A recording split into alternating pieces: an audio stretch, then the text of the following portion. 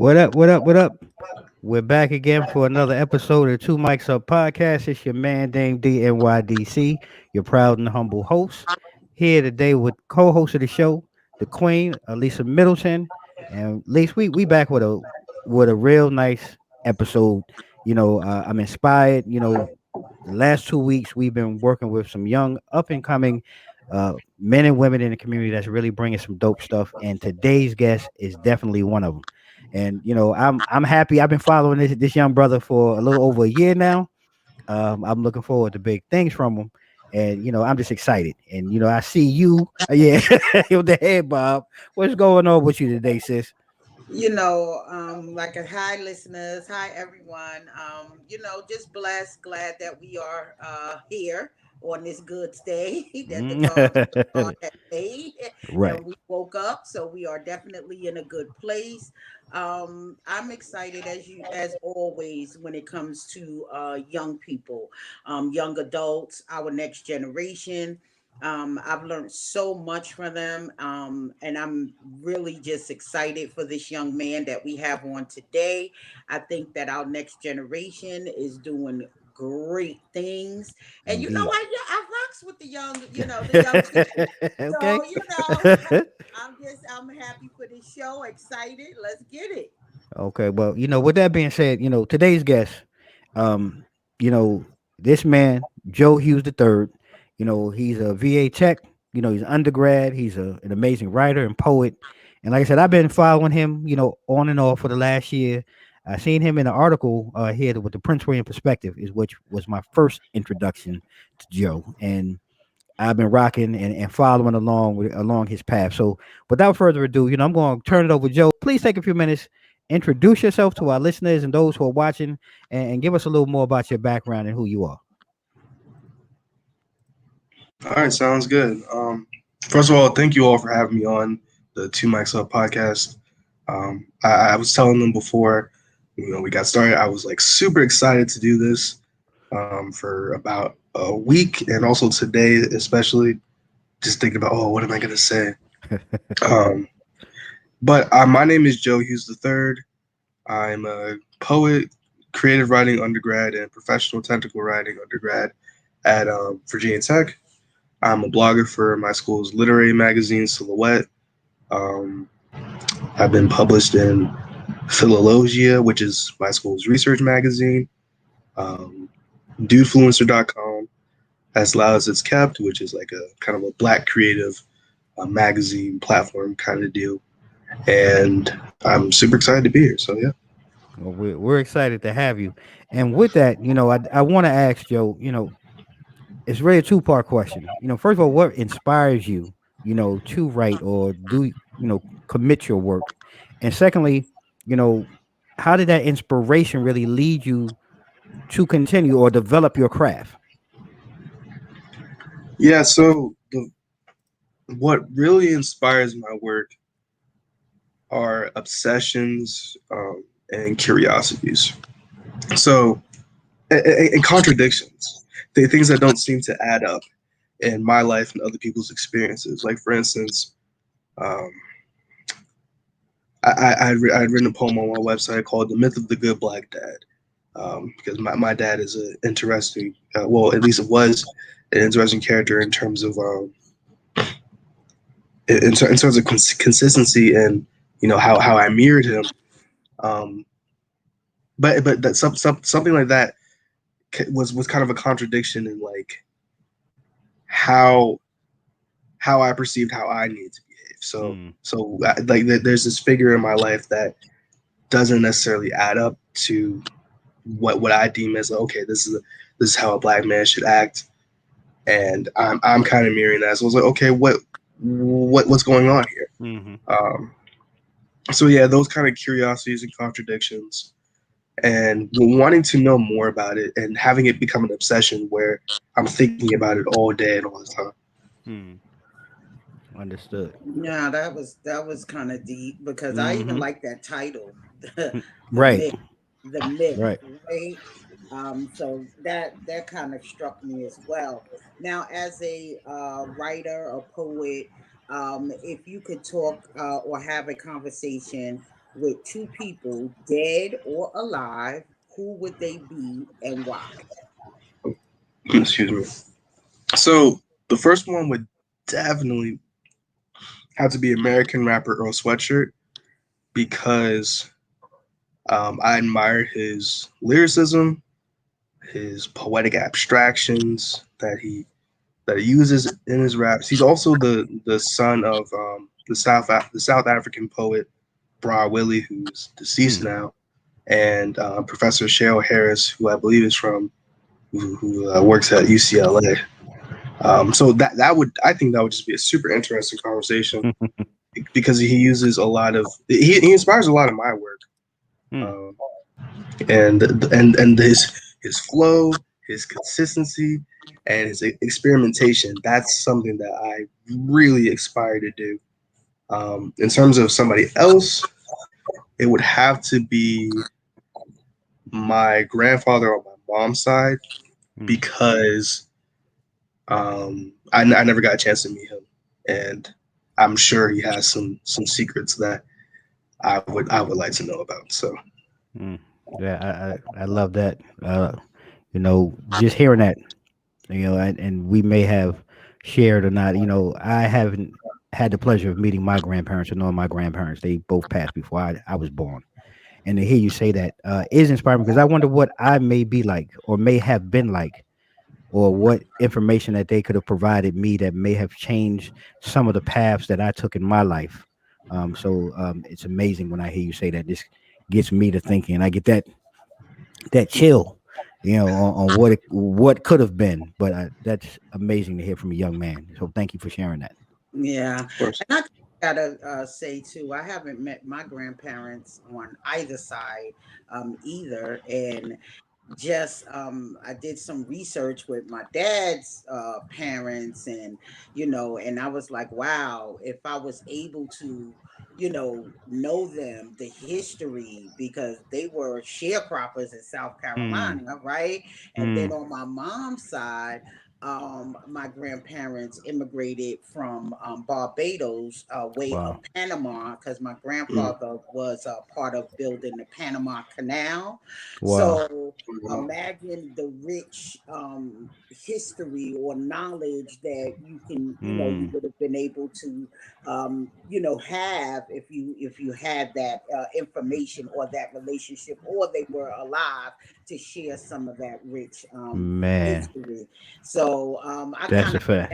identify with Joe on that, because you Yeah. would love to pick the brains because of our elders, but especially those that are related, because then Right. that's our lineage. That's Exactly. and it Mm. kind of probably would help us identify how we are who we are today, because I'm Yeah. sure we get some attributes from our grandparents. So that was very interesting, Joe. Thank you for that. Now, with everything going on in the world, with everything happening from the pandemic, what's going on in the Black community, with just everything that we're dealing with, when you're feeling unmotivated or just not in that space, what helps you to keep going? So I suffer from depression, and because of that, sometimes I lack the emotional or physical motivation to do things. I've written about it a few times in terms of like mental illness. I think it's always important to bring awareness to that. Um, but for me, what's been working recently is looking at the larger goal. That's something I talked about with the with my therapist is making sure that I may not feel like doing this right now, but what do I want to do overall? What is that goal that's going to anchor me throughout my journey for success? So is it if I feel like laying down today? Okay, is that going to serve me later? And kind of dealing with that kind of dealing with that. Okay, I'm going to commit to this. This is what I'm going to do. This is how I'm going to accomplish it. And that's something that I had to deal with this morning because I needed to take some rest and just reconfigure myself. But I wanted to do something else. So, but understanding that, okay, I need to do this, well, not even need, just I want to do this. That's what will anchor me at the very least in, making that motivated decision. Well, I'm definitely happy that you mentioned that. With mental illness, and especially in our community, and I applaud you for your candor and being open about it, because we need to, address it and also identify it, deal with it, and see how we can, get ourselves going. Because I know in these last few weeks, and with everything going on, I had to take a mental break. I needed self care because I felt myself going down and down and down. And I said, you know what? Stop. I need to uh have some type of rest period. I need to have some type of you know rejuvenation. I needed to Mm, relax myself. I had to take care of myself, and realizing that when you get those triggers, when you get those signals, to identify it, right. act on it, so you can move forward, so you can accomplish your goals, so you can keep going.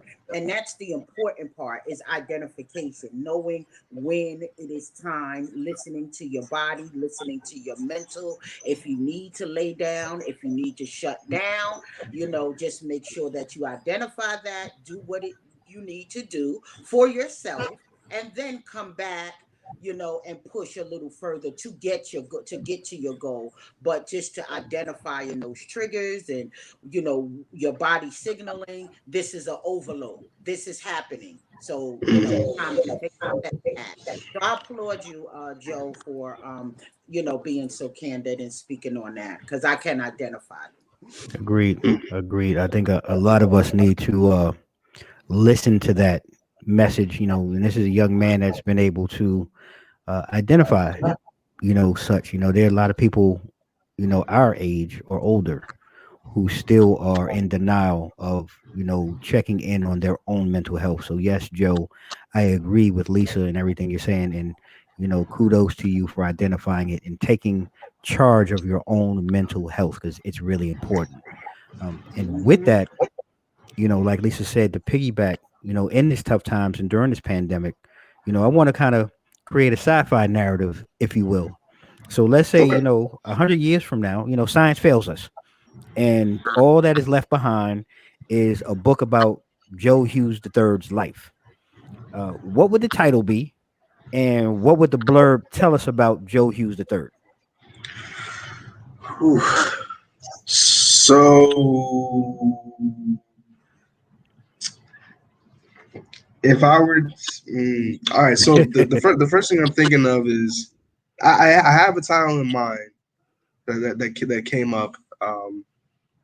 But if I say it, I might incriminate myself for something that might actually be published later. Okay, So I so don't know if I should like make up so a fake one or. yeah, make an alternate one, or a blurb or something, a hook that would identify with you and your life in the future. Okay. Um, in the future, um, so I'm really I like to dance a lot, and I Okay. think that some people don't like understand about me. Like I'm very talkative and dancing and listening to music. So something about like maybe something like uh uh happy fat black person on campus, something like that. That's really what comes to mind because Okay. that's really me.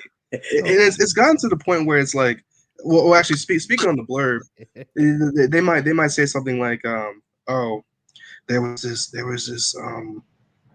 black man on campus. He used to dance all the time and play music, and he would talk to everyone.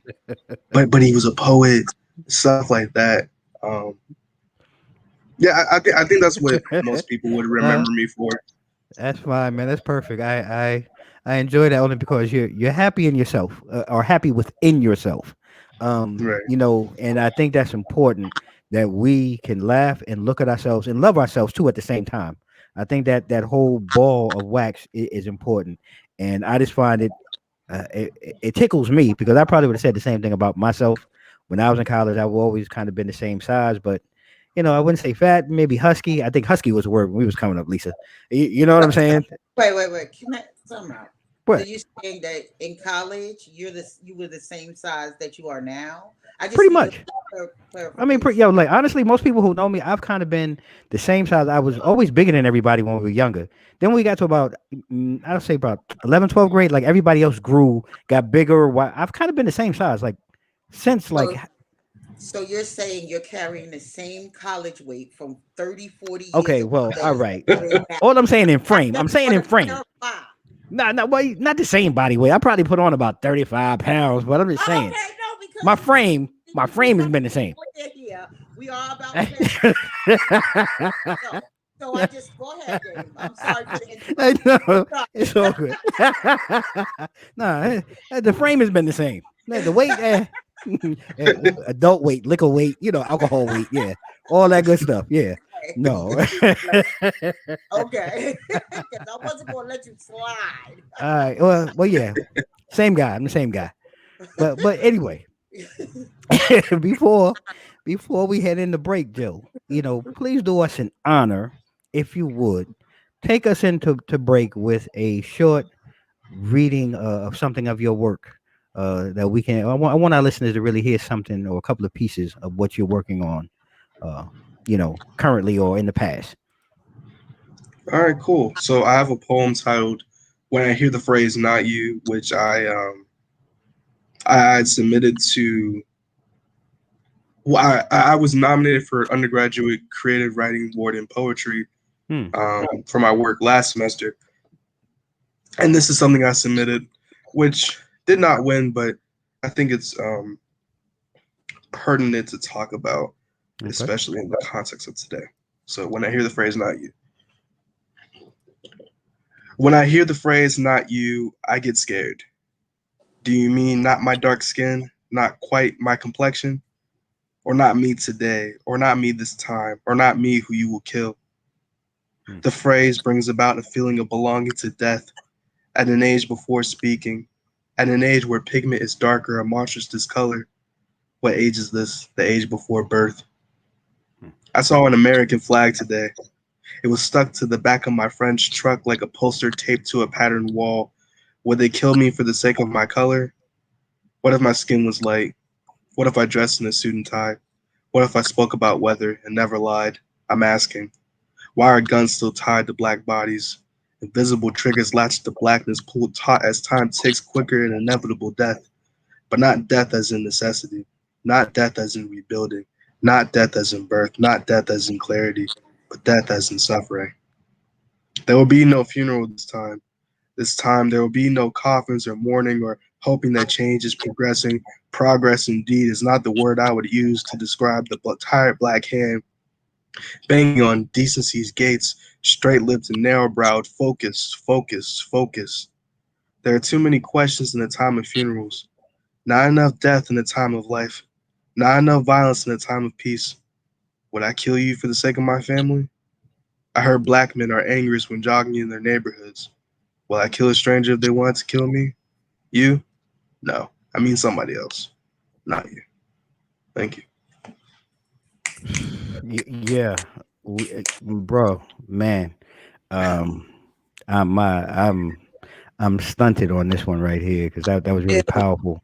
chill. Yeah, shit definitely chills. Thank you, Joe, for sharing that piece. Wow. Wow. And I hope those of you who have a chance, hit the rewind when you're watching this and go back and listen to that. That was very powerful. And I'm still shaking over here. So before we get into our next segment, I want to take a second to thank our sponsors, for supporting the Two Mics Up podcast. Next Level Keys. If you're in need of credit help or credit repair, please make sure you check out Next Level Keys.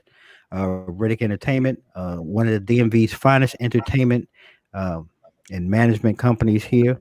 We have TD3 Insurance Agency. If you need life, health, auto, check TD3 out, and 94 Media House, who helps market and brand and do all of this lovely work that you see for the Two Mics Up podcast. And for those of you who are just joining us here in our second segment, we've been sitting here talking with Joe Hughes, Virginia Tech undergrad, an amazing writer and poet. And I'm going to go ahead and I'm going to pass to Lisa because I know Lisa has some questions she wanted to open up with here in our second segment. Yeah, first I want to say, Joe, that poem was beautiful. I had chills listening to it, and I think it's relevant. And so, Hmm. kudos to you, young man, for the work that you are doing and the Yep. inspiration that you're bringing. Because that poem was awesome. Agreed. What are some things you're curious about? What I actually this is the first part I think is interesting because it doesn't necessarily relate to me, and I don't think it's necessarily because of well, actually, yeah, I think it is because of what's been happening in the news. I'm really curious about Asian perspectives, Hmm. Asian Pacific. I think it's ADPI, or I'm not sure how to pronounce that acronym, but I'm really curious about those perspectives right now, and I'm also curious about queer perspectives and storytelling. These are things that I'll admit um, I don't know enough about. Hmm. I've read some. I've I know um, queer poets, and I've read a few Asian writers, but not enough. Not I enough. want to know more. Not enough at all. And in what perspective, though, that does that curiosity drive you? Like, from what perspective? Just from the cultural view or the societal view? Like, what perspective kind of draws your curiosity when it comes to that? I think it's just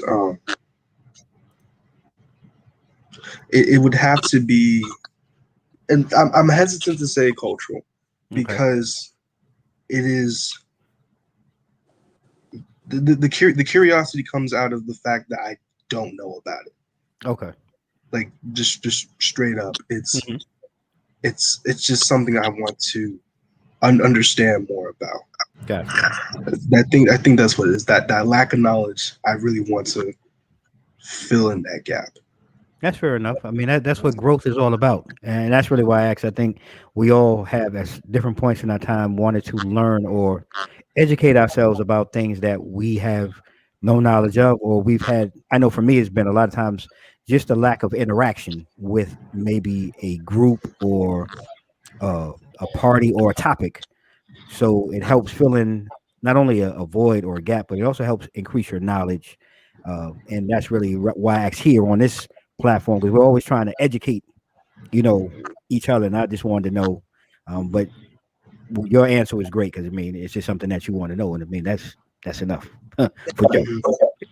And Um, it's Asian and Pacific Islanders. That's what I think you were trying to get yeah. to. Mhm. Yeah, I was. I'm so sorry about that. No, I and apologize that's to yeah, everyone about that. yeah, that's the thing. It's okay because Mhm. that's what we're here to do is to Yep. learn and empower. Yep. So now, if you could do one thing to improve Black America, what would that be? Hmm. So I have two things that I'm big on in terms of the black community. First off, oh, okay. So I talked about curiosities and obsessions as a form of writing inspiration. So so because of those curiosities, right, those curiosities come from a place of contradiction, and it also comes from a place of self interrogation. Hmm. Of looking at myself and saying, what am I? What constitutes the black experience? So to me, that's one of the biggest things that I want to contribute to the black community Hmm. is looking at myself and identifying some of these generational ills or um, you know kind of negative attributes that have been passed down through generations, and say, okay, what part of this serves me, what part of this is maybe inaccurate, then going from there and understanding, okay, this is where we build what we look like out. This is what we look like within a black context. Mm-hmm. Um, and that, to me, that always goes back to education, because we're, I talked with my pastor man about this, and I was telling him, hey, one of the issues I have is that in public education, not a lot of things are taught from the black perspective. We have, you know, Black History Month. We have civil rights movement, like um, units, and we have these pockets. Right. But what does the black community think about these issues? Mm-hmm. Those are the perspectives also that I'm curious about, and that's what I really want to see implemented more. Not just in my work, but whenever other people are um, discussing the black community. So that's what I try to work That's towards. important. Hmm. Yeah, That and is that's it's very important. important. Because in school we're not represented. At least from grades kindergarten to 12, right? Mm-hmm. We don't have any educational construct that actually deals with us in a Right. positive light, Right. or the indoctrination that we get from kindergarten to 12 does not represent us. It does not Mm-hmm. show us in this. The indoctrination is completely white male, and that they are so great, and all of these untruths that we Yep. are learning or teaching our children. And when it comes to children of color, they don't learn the truth until they get to higher learning. Yep. They Mm-hmm. don't learn the truth until they get to college. And then you have situations where you're so upset because you've been lied to. Because my niece just called me. She's graduating high school, but she's doing her own research now. And she was so Mm. upset. How can I write this paper? We've been lied to. I'm Mm-hmm. finding out so much. And it dawned on me that, hey, these kids are not standing for this anymore. Nope. So the way that they learn, they're upset about it, because when you get to higher learning, you're like, wait a minute, this we have a rich history. We have Yep. a rich, but we've never learned this. We've just learned that, rich, wealthy, white men colonized, and they were Yep. so great and this and that, but you never learned the backstory. You Backstory. never learned what affected you, your community, what your community looked like. We're not represented at all, and the indoctrination that goes Mm. on in public education is really criminal. In my It's beyond opinion, and criminal. that's my point Right. of view. So that Mm-hmm. you bring that up, Joe, is very telling of the thought process that you and others share as y'all go through your journey of higher learning, and what how it may have changed, your actual education experience, if you had the truth. So it's very poignant that you bring that up. Agreed. 2000%. And to piggyback off of that, what you feel that you want to improve on, but what can you and maybe other young men like yourself, like Lisa saying, now that you've kind of you're at a point of awakening and moving forward, what can you and maybe other black men like yourself, you know not necessarily give back to the community, but give back to leave an impact, something positive on our community. Something to okay. So the first thing that comes to my mind, um, and especially with young black men, we need our stories right now, probably the most out of really anything I could think of. Mm. We need our candor. We need our candor. We need our transparency. We need um, vulnerability. We need those stories that are going to not only document what does it look like for a young black man, but for a young black man. But what does what can we learn from these stories?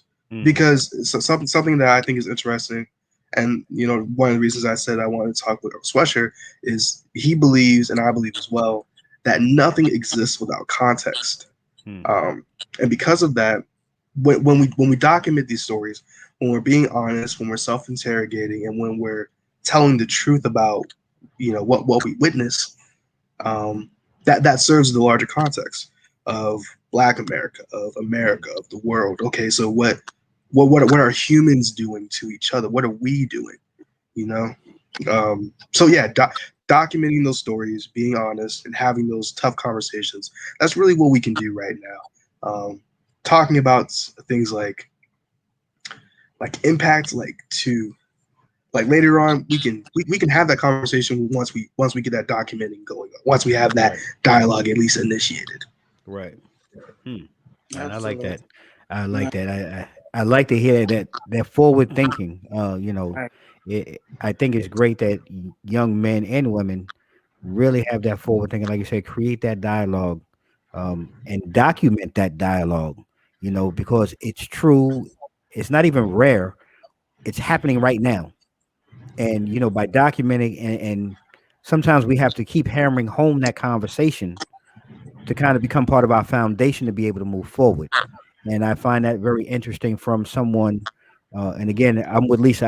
I am 200% for our youth, as OGs or whatever you want to call us. We really need to listen and support everything that you all are doing, because y'all move totally different than we do. Your minds are 1,000 times faster than ours. The technology that you're using is 10 million times faster than ours. And it's Right. incredible. And we just need to be there now. I think we really need to become the support system, truly the support system, and integrate into the foundation of what you guys are building. And thank you for sharing what you said, because you don't really hear a lot of young men or women. At least I have, but it's becoming. It was rare at first, but Mhm. the more that I'm finding myself talking and listening, you guys are amazing. And I'm proud to be a man of color. I'm proud to be a black man, and I'm proud to see where we're going with our future. Right. Yep. Hmm. Yep. I agree 200%. I like the way our future is shaping up. I like the way that we think internally, and I like the way that our youngsters challenge Hmm. these cultural toxicities that we have been passed down. Doesn't Tell him. necessarily mean that we should continue Hmm. passing down things that are Right. traumatic or Hmm. trauma filled just because it is a way that we have normalized that is not correct within our own community. I Okay. love that we are being challenged on those issues because we should. If we Yep. can't make change within, then we can expect change outside. So Agreed. I love the way that the young people are whole and well rounded when it Agreed. comes to those issues and looking at us internally and looking outwards. So I appreciate the conversation, Joe. Yep. Wonderful. Sure do. I'm right here with you. So with that, I'm just going to, before we get out, because you moved us. So I mean, I still, while he was talking, I'm still listening to the poetry he took us out with. So before we close out again, yeah, it's amazing, and I can't wait to hear what you're going to read next. But if you could, Joe, take a few minutes again to read another piece for us and our listeners, before we close out today's show. Yeah, sure. Let me see. Just had to bring it up really fast. So this is a poem that was published in my school's research magazine, Philologia. It's titled "On Neoclassicism and the Numbing of the Negro Mind." Mm, Um, I'll preface by saying that that there's a lot of historical context that informs this piece in terms of like neoclassical art and the way it transformed Black artists' minds. Okay. and how they produce art. Um, but yeah, I'll just get into it. Okay. Go right ahead. The father runs his finger through my curls and tells me of the ways that the pencil should feel when I am to grab it and speak of Michelangelo or Washington or Zeus. The men that spread ivy spores through my blackened mind and corrupt the synapses of the back of my stem. White men wrestle and bellow in the back of my mind, reminding me that they are idols and I am an afterthought in the world of whiteness. Crevices of the blackened mind once filled with tar are now ridden with marble, limestone, and gravel. I ponder these remedies in half words as my eyelids fall and open like the sun between clouds. It is only when I rest that I envision a darker world, muddy fields with rough rocks and wild bears, and blackbirds flying with no hurry, but even in sleep, they are blotched away in favor of white dandelions and poop from bald eagles. Hmm. From my bed, I watch the father as he moves to my brother, his legs clumsy, stumbling, stilts, hurrying in breath rush steps towards the head of curls. Oh, how he loves the curls, but denies the blackness that creates them. The father is a curious man. He hacks blood and spews words from his mouth, telling me from his cobbled teeth the healing ways of whiteness. He spits phlegm at the idea of black scars and scoffs when I cry for the past, proclaiming superiority over my fleeting thoughts in favor of the beauty of his intellect. How white history will cure the world and usher a period of enlightenment and respect. Yet his worn face speaks a paradox. Whiteness to cure, but whiteness is sickness. How is the sick to be cured by the sicker? Don't doctors clean their hands before operating on the ill?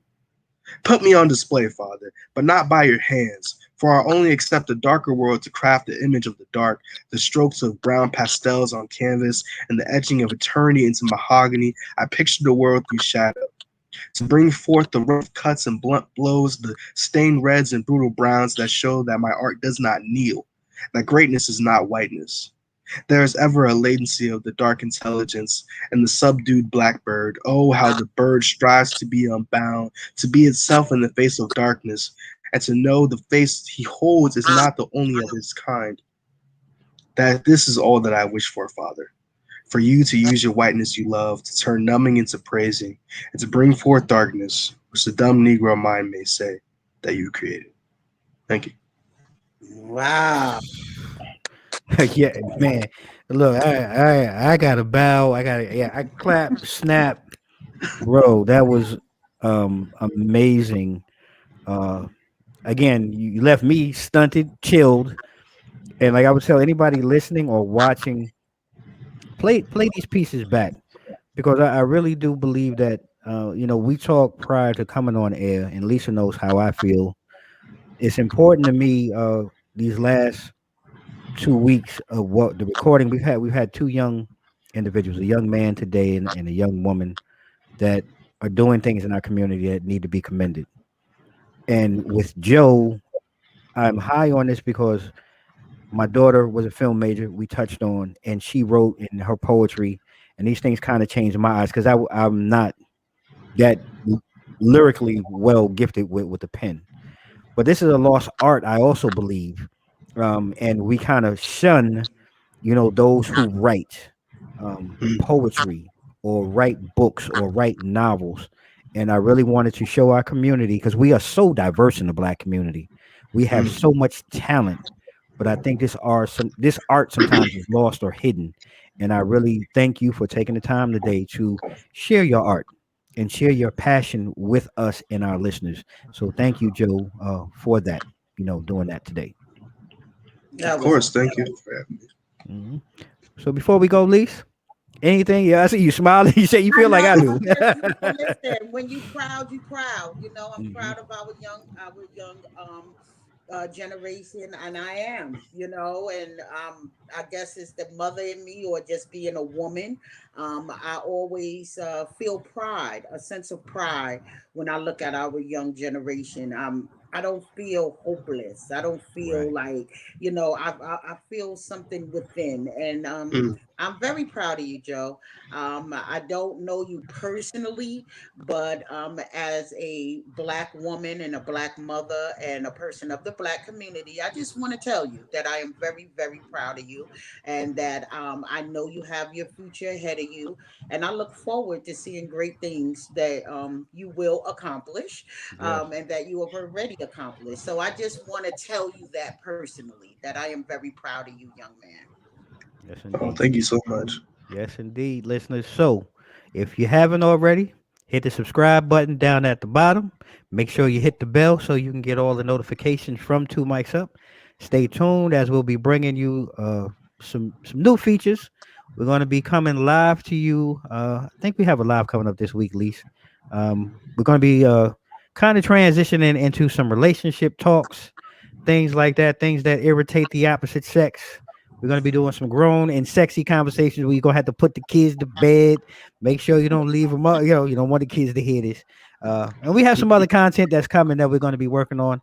As always, before we go, I want to thank our sponsors who been a big support to Two Mics Up. Once again, Next Level Keys, Riddick Entertainment, TD3 Insurance. They have a grand opening that's coming up. I believe it's the weekend of May 1st. Check them out if you need some insurance. Our friends over at 94 Media House. And as always, here on Two Mics Up, we believe in patronizing all small businesses, specifically black. But hey, we patronize all small businesses here. If you haven't, follow us online at www.2micsup.com. Brand new store has opened. We are officially now open. We got some brand new gear. Go check it out. Go shop and support. You can follow us also on social media, IG, Facebook, Twitter, and YouTube at Two Mics Up, all one word. And as we always do at this time, stay safe, stay blessed. Mics out.